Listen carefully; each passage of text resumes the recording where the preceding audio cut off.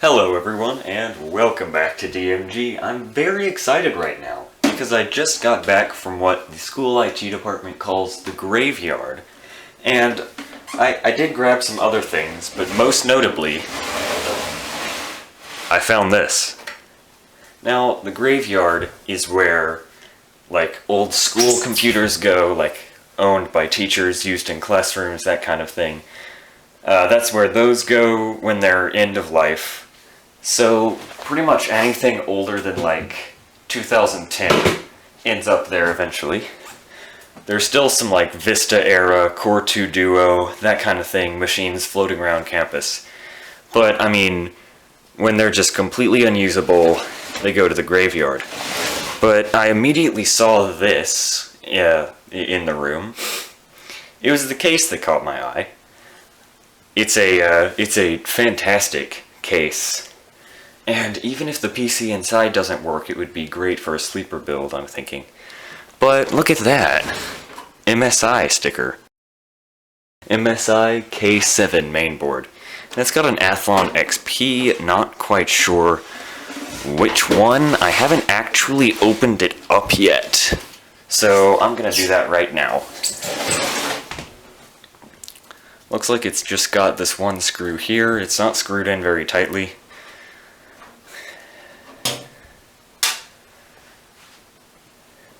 Alright, moment of truth.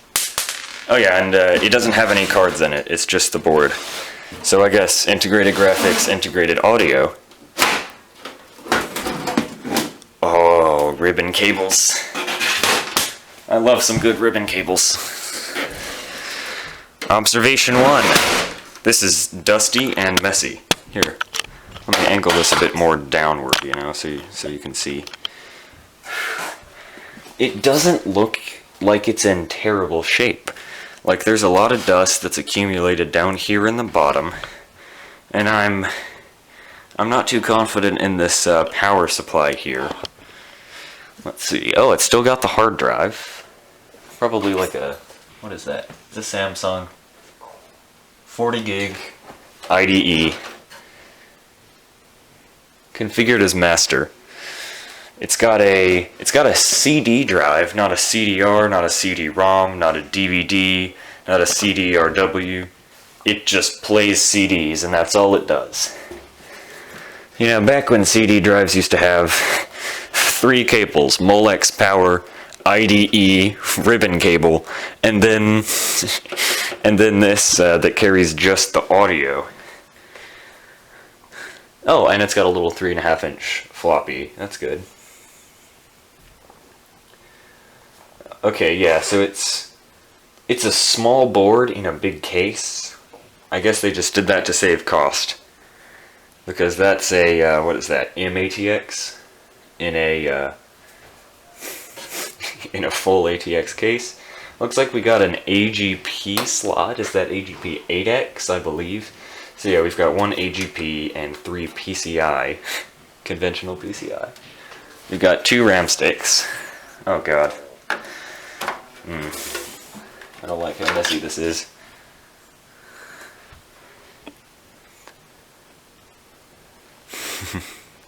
Some old RAM. Let's see. PC 2100. I think this is 64 megs or something. I mean, it's not very clear. It doesn't just like say it on the label. Oh. Okay, I do see a problem. Oh, and there's another one. This cap right here, it's probably hard to see on camera. I'll zoom it in a bit. You still can't see it very well, but it's bulging, and it looks like it's leaking. But then there's also another one over here that looks really bad. It's that top one right there. It's just like leaking electrolyte. So hopefully it's not just like a complete mess. Hopefully it didn't get all over the board. But yeah, I think all I'll need to do is just, give it a good cleaning. Oh, this power supply just feels so cheap. Like it's... like it's screwed in, but it's still bending. I bet if I plug this machine in, you know, try to turn it on, it probably won't turn on. Either because of the power supply or, you know... Oh, and it's got an actual speaker, not just like one of the little buzzers. That's good. I'm gonna plug this machine in, try to turn it on really quickly. Alright. This makes me really nervous. Okay, power supply is plugged in. Turning it on now. No fire yet. Let's see.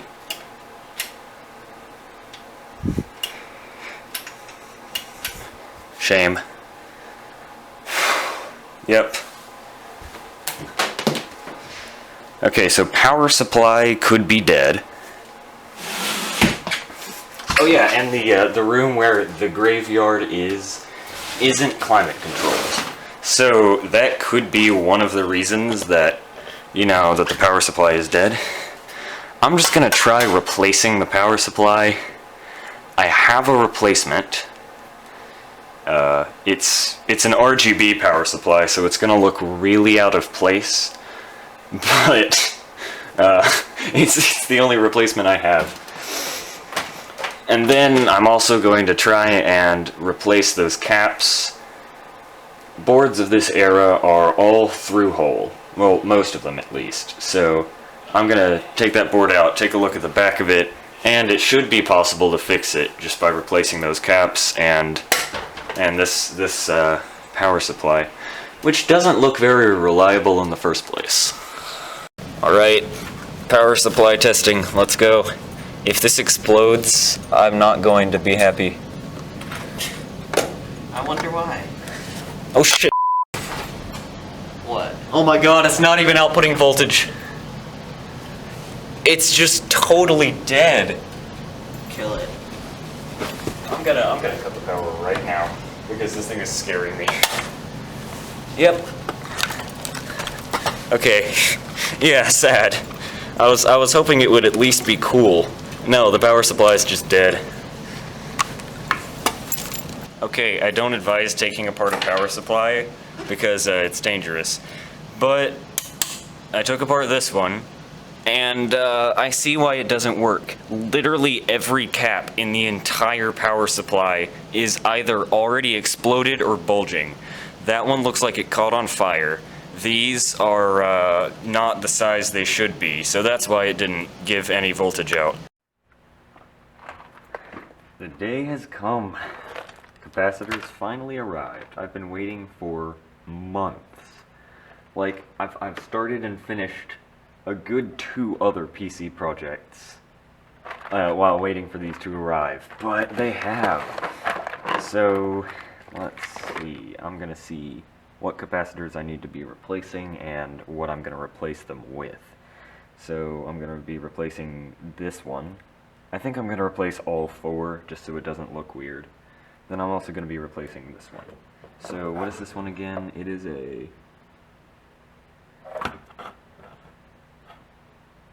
Okay, it's a 10,000 6.3.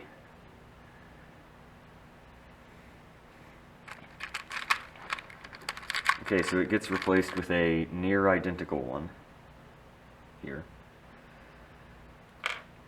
And this board is all through hole, so it's going to be really, really easy to replace capacitors. And let's see, the other ones I need to be replacing are 1516 volts.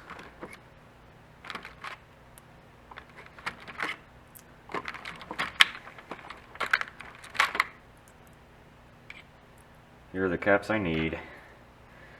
First I'm going to replace only the ones that I need to replace, and then test the board.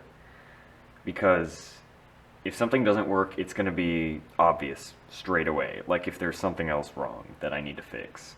If not, I'll just go on my merry way and replace the rest of these capacitors. So, should have brought a Sharpie or something, just a marking tool to mark the ones that I do need to replace, but I'll just remember it's this one, and that's the negative lead that faces outwards. Alright, I didn't show any footage of the soldering because it was kind of a mess. That's why they've ended up soldered to the back of the board. Because, yeah. If the board works fine, I'm going to try and solder them to the front, but I literally could not get the solder out of the holes. So I'm probably going to need to order a solder wick because the desoldering gun just couldn't do that. And also, one more interesting thing. This is not a 24-pin connector. Well, duh. But you plug in a 20-pin and then an ATX 12-volt 4-pin. So that's not the connector from the 24-pin. So I'm going to watch out for that.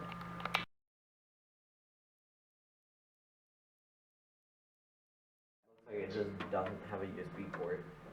That would work, because the USB-A is for this, like, yeah.